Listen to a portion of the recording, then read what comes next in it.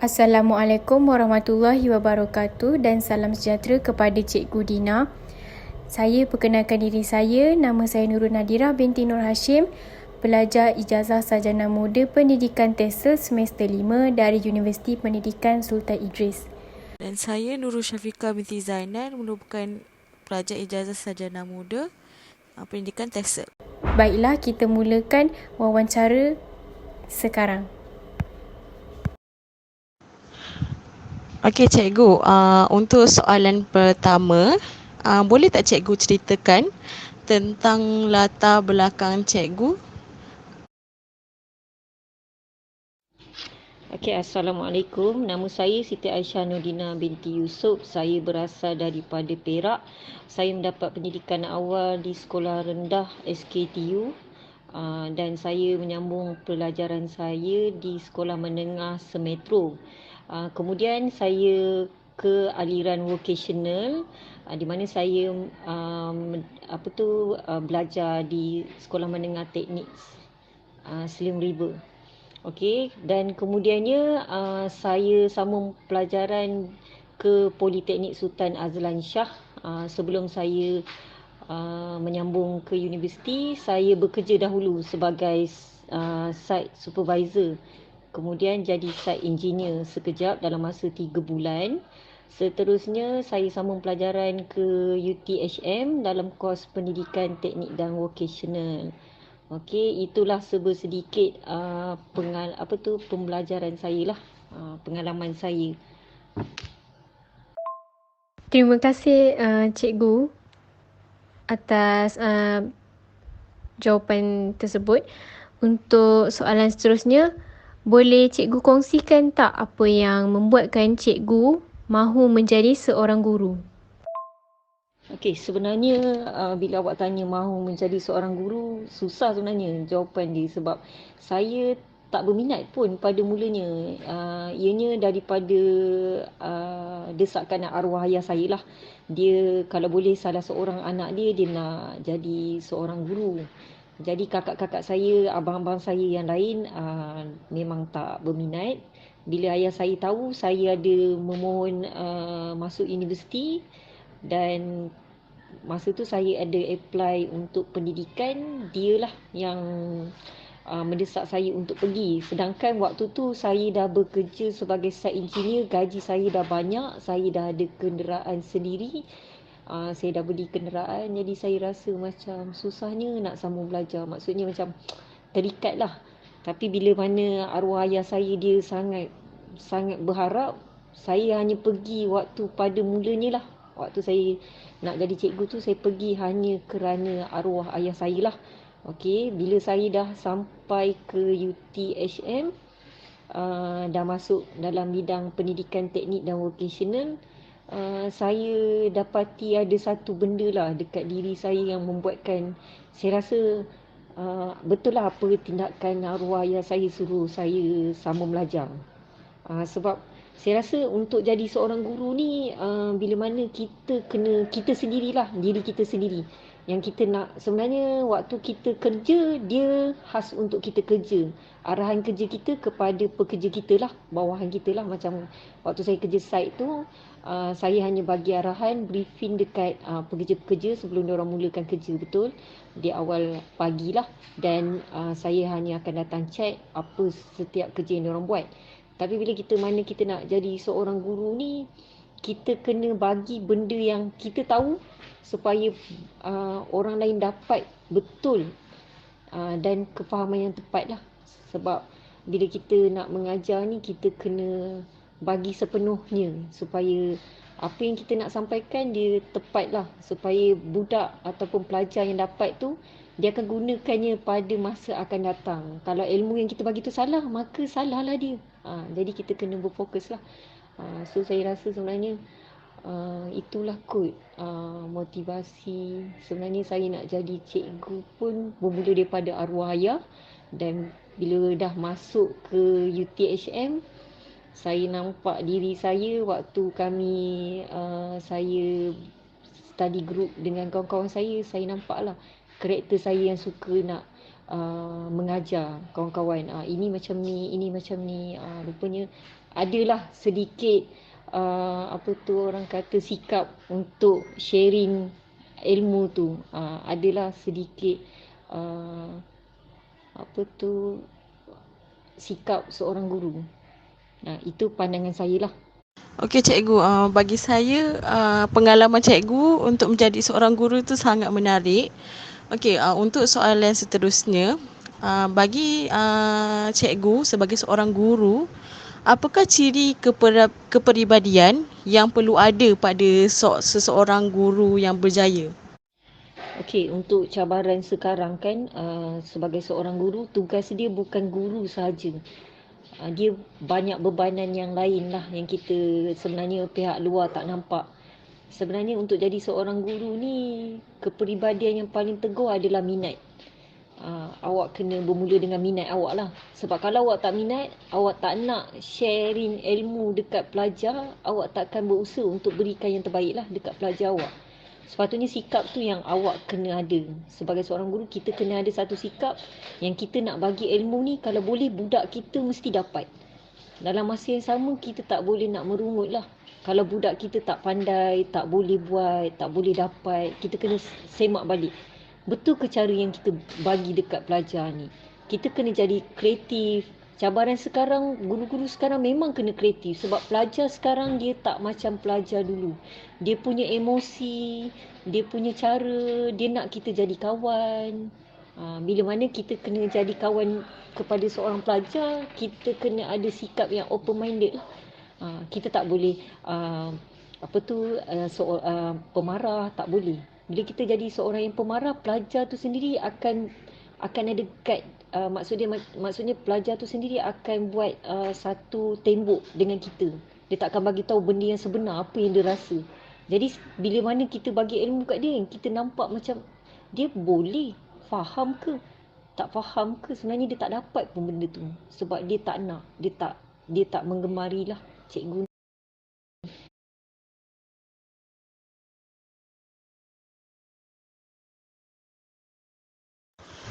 Saya sangat setuju dengan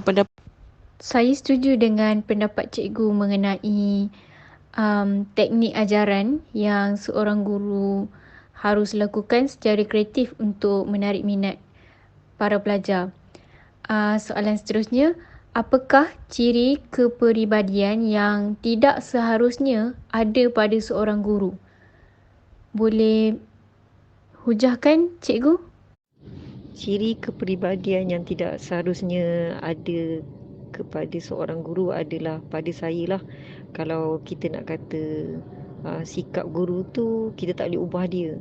Tapi kalau boleh, seboleh-bolehnya lah, saya harap bakal-bakal guru dan mana-mana guru jangan ada sifat pilih kasih.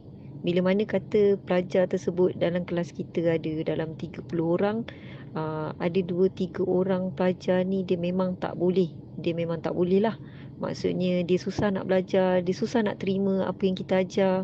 Kalau boleh kita kena buang sifat macam membezakan dia. Maksudnya kita mengabaikan dia dalam kelas kita. Tak boleh. Sepatutnya 30 orang pelajar tu lah yang sepatutnya kita berikan ilmu. Maksudnya andai kata kalau 3 orang tu dia memang susah nak dapat ilmu yang kita cuba ajar, kita kena beri perhatian yang lebih lah. Inilah salah satu sifat guru ataupun sikap guru yang perlu ada kepada bakal-bakal guru macam awak berdua. Saya harap sangat awak kena buang satu sikap di mana awak tak ambil kisah dekat pelajar yang macam saya bagi contoh tadi. Andai kata ada 30 orang pelajar dalam kelas awak, 3 orang pelajar memang tak boleh, dia tak pandai, dia tak boleh nak faham, ataupun dia memang nakal yang tak nak terima ilmu awak kena usahalah sebaik mungkin untuk berikan dia yang terbaik. Bukannya kerana 3 orang ni awak terus abaikan dia. Sifat ni atau sikap ni kena buanglah sebolehnya. Sebab kalau boleh 30 pelajar tersebut mesti dapat apa yang awak nak berikan. Itu satu, sikap pilih kasih. Yang kedua pula, sifat mudah kita ni, maksudnya mudah menuduh. Sepatutnya kita kena berlapang dada dan open minded lah.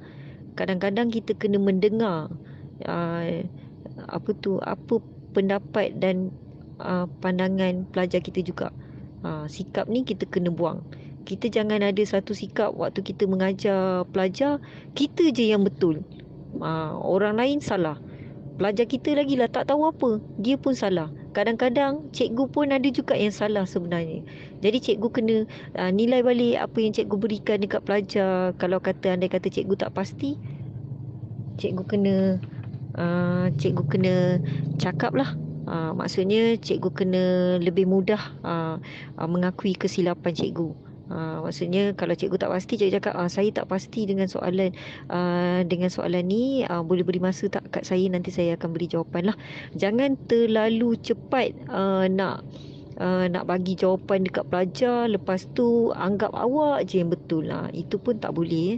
Sebab bila kita ada sifat macam tu, bila kita sentiasa betul, susahlah untuk kita berkembang. Okey. Itu yang kedua. Sebenarnya banyak kalau saya nak senaraikan ciri-ciri tu. Jadi sifat amarah pun tak boleh. Janganlah terlalu benda yang kecil pun kita nak marah. Ada tahap sebenarnya. Sebab kadang-kadang kalau kita terpukul atau termarah, benda-benda yang mengguris hati pelajar ni, dia akan ingat sampai bila-bila. Jadi ilmu yang kita sampaikan pun susahlah pelajar tu nak dapat. Sebagai contoh, kalau kita cakap perkataan-perkataan yang kesat, itu memang tak boleh. Seboleh-bolehnya perkataan-perkataan yang buruk, ataupun saya pun tak nak sebut perkataan tersebut. Kalau budak kita dia jahat ke apa ke, dia buat benda jahat, jangan cakap dia jahat. Katakan dia nakal, awak ni nakal, awak kena, sebenarnya nakal awak ni boleh dikawal. Sebab kita ni, apa yang keluar daripada mulut kita adalah doa. Jadi kita jangan doakan benda-benda yang tak bagus lah kat pelajar kita. Itulah kot antara-antaranya pada pandangan saya. Okey cikgu, untuk soalan seterusnya, apakah harapan cikgu terhadap kepribadian guru yang akan datang? Okey, saya harap sangat kepada bakal guru dan adik-adik saya, seperti awak berdua, harapan saya bila awak datang nanti, kepribadian awak ada karakter yang baik. Maksudnya menghormati senior awak, menerima arahan daripada ketua jabatan awak dengan baik, serta boleh bergaul lah dengan senior. Bukan sahaja sebenarnya awak berhubung dengan pelajar, awak juga berhubung dengan persekitaran awak, maksudnya sini-sini awak lah.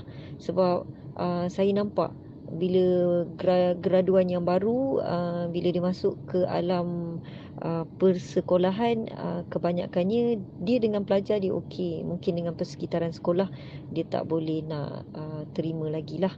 Maksudnya awak kena, bila kita mendapat sedikit arahan daripada senior ataupun daripada pihak pengurusan, kita kena bertanya. Sikap bertanya tu awak kena tekankanlah dalam diri awak. Jangan menolak kerja. Itu je saya nak ingatkan kepada bakal-bakal guru. Jangan selalu cakap saya tak boleh cikgu, saya tak boleh, sebab saya tak tahu. Sebab bila mana kita menyebut perkataan tidak boleh, maksudnya kita tidak mahu berusaha nak cuba benda tersebut. Kita kena cuba cakap saya boleh, saya boleh buat cikgu, tapi kalau boleh cikgu tunjuklah macam mana cara dia. Saya boleh cuba usaha buat, tapi cikgu bantulah saya. Sebab kita pun tak tahu tugasan tersebut, betul? Jadi saya harap sangat junior-junior akan datang, bakal-bakal guru, dia ada sifat macam tu lah. Bila mana awak kata tidak dengan senior awak, dia jadi satu benda yang isu besar lah kepada senior-senior guru. Jadi sifat tersebutlah awak kena buang. Kepribadian awak kena ada satu sikap, jangan risau awak terbeban. Saya nampak golongan graduan baru yang masuk baru posting ni dia jadi takut untuk kata dia boleh buat sebab dia takut nanti cikgu senior bebankan dia. Jangan fikir macam tu. Adik-adik semua kena dengar nasihat saya, sebab awak semua jangan rasa awak dibuli. Tidak ada sifat ataupun sikap senior ataupun pihak pengurusan nak membuli awak. Awak kena berlapang dada, ini adalah proses pembelajaran. Pembelajaran awak dalam mana mengenal apa itu sekolah. Awak kena openkan minda awak, dengar, selalu bertanya dengan senior, sebab awak pun tak kenal dunia sekolah tu macam mana. Lepas tu sikap dengan pelajar juga awak kena, sekarang ni pelajar kita tak macam pelajar dulu. Dari awal sesi tadi pun saya ada tekankan pelajar kita tak macam pelajar yang dulu. Karakter dia pun dah berbeza, dia punya sikap dah berbeza, ilmu dia pun dah berbeza. Macam mana saya cakap ilmu dia berbeza? Kebanyakan pelajar dia dapat banyak benda daripada online. Kadang-kadang dia tahu dulu sebelum kita tahu. Isu-isu semasa yang sensitif dia tahu dulu sebelum kita tahu. Jadi kadang-kadang kita kena dengar juga apa kata mereka. Bukannya ambil 100% daripada dia orang lah. Jadi saya harap sangat bakal-bakal adik-adik saya yang bakal jadi cikgu ni, itu je saya minta. Sebab saya selaku tak adalah senior sangat, masih barulah juga, tapi saya mintalah awak semua cubalah ubah sikap tu. Jangan terlalu memikirkan nanti masuk sekolah nak kena bully lah ni dengan senior. Tak, jangan fikir macam tu. Ini semua adalah proses pembelajaran. Tak adanya senior nak bully awak. Kita sama-sama, prosedur tu sama. Senior pun pernah jadi junior. Jadi awak kena mengalami juga pengalaman yang sedemikian. Terima kasih cikgu atas nasihat yang diberi. Untuk soalan seterusnya, apa pandangan cikgu mengenai peranan seorang guru? Adakah seorang guru itu perlu menjadi seperti seorang kawan kepada pelajar atau hanya sekadar guru yang mengajar di depan kelas? Pendapat saya banyaklah kelebihan bila mana kita jadi seorang kawan kepada seorang pelajar. Maksudnya bila kita menganggap pelajar yang kita ajar itu sebagai kawan, segala macam apa sahaja perasaan ataupun perkara pelajar itu akan luahkanlah dekat kita secara selesa. Maksudnya tidak perlu kita mendesak dia akan bagi tahu kepada kita. Lebih mudah sebenarnya bila mana kita mengajar mereka. Cuma kita kena ada limitkan lah. Maksudnya semasa kita mengajar, kita ajar. Semasa jadi kawan, kita boleh jadi kawan. Maksudnya waktu sesi pembelajaran tengah berlangsung, pelajar kena dengarlah apa saja cikgu cuba berikan kepada mereka. Walaupun sesi tersebut berjalan dalam keadaan yang menyeronokkan lah. Maksudnya dia kelebihan tu terletak kepada cara cikgu tu mengendalikan kelas lah. Tapi pandangan saya memang sangat baguslah kalau cikgu tu menganggap pelajar dia sebagai seorang kawan. Bila mana dia menganggap sebagai seorang kawan, cikgu tu sendiri akan lebih prihatin terhadap pelajar dia. Sebab dia dah anggap pelajar tersebut kawan. Dan pelajar juga lebih prihatin terhadap guru tersebut. Malahan sangat suka nak masuk ke kelas tersebut. Jadi dia nampak menarik lah. Cuma bila awak cakap antara salah satu tu kan, kadang-kadang cikgu yang formal ni pun, maksud cikgu formal tu dia memang mengajar je, dia tak anggap pun pelajar tu kawan. Dia pun sebenarnya dia memberikan yang terbaik juga sebenarnya. Cuma mungkin dia ada karakter yang ada tak naklah pelajar tu terlalu rapat dengan beliau. Sebenarnya terpulang kepada guru tersebut. Cuma dia ada keuntungan beberapa lah. Kalau maksudnya kalau kita anggap pelajar kita tu sebagai seorang kawan, untung lebihnya kita dapat lebih perhatian daripada pelajar tersebut lah. Jadi sangat seronok lah sesi pembelajaran kita dengan mereka. Okey, baik cikgu. Boleh saya katakan di sini bahawa cikgu sebagai kawan dan juga cikgu yang formal adalah membawa kebaikan kepada murid-murid. Okey, cikgu mesti pernah dengar perkataan dan istilah introvert. Seperti yang cikgu katakan tadi, guru-guru ada kalanya takut dan gementar untuk mengajar di dalam kelas. Kita boleh katakan guru ini berkemungkinan seorang guru yang bersikap introvert. Pada pendapat cikgu, bolehkah seorang guru introvert menjadi seorang guru yang cemerlang?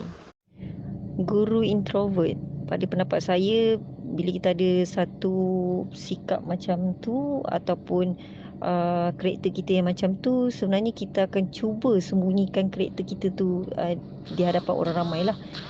Usaha untuk kita sembunyikan perkara tersebut menyebabkan kita lebih jadi kreatif, sebenarnya lebih cemerlang daripada orang yang bersifat biasa.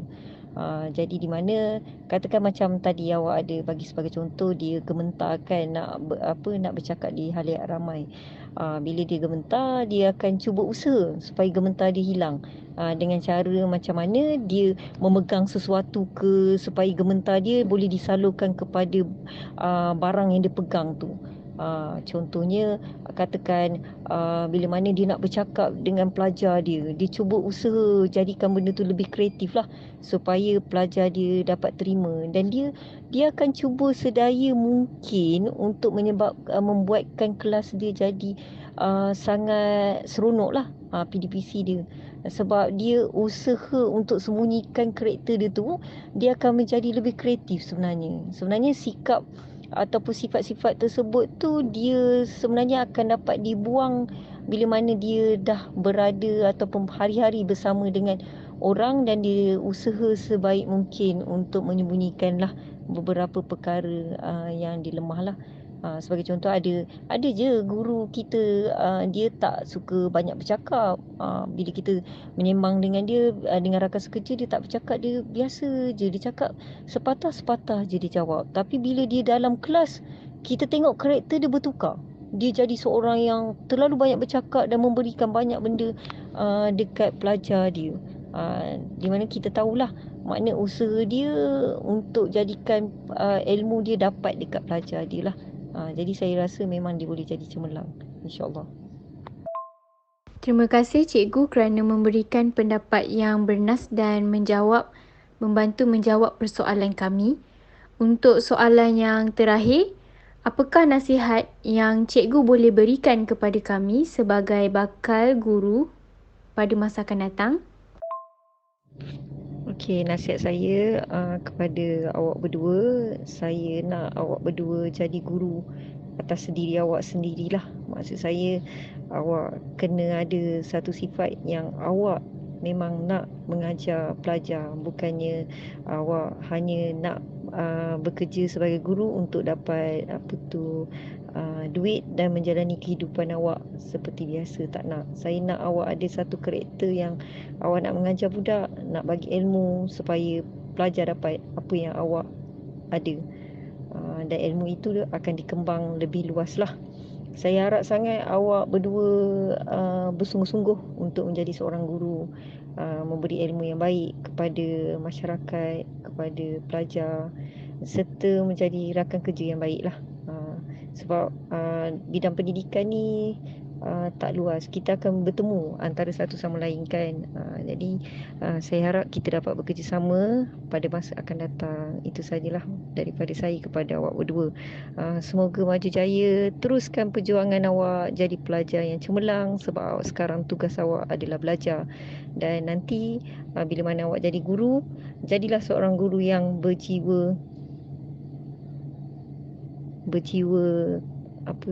orang kata berjiwa berhati murni lah. Itu sajalah daripada saya. Tekankan nilai-nilai murni. Sekian, terima kasih. Terima kasih cikgu kerana meluangkan masa berharga dengan kami berdua di dalam temu ramah ini. Saya berharap saya akan mendapat banyak informasi daripada temu bual ini. Sekian, terima kasih banyak-banyak cikgu.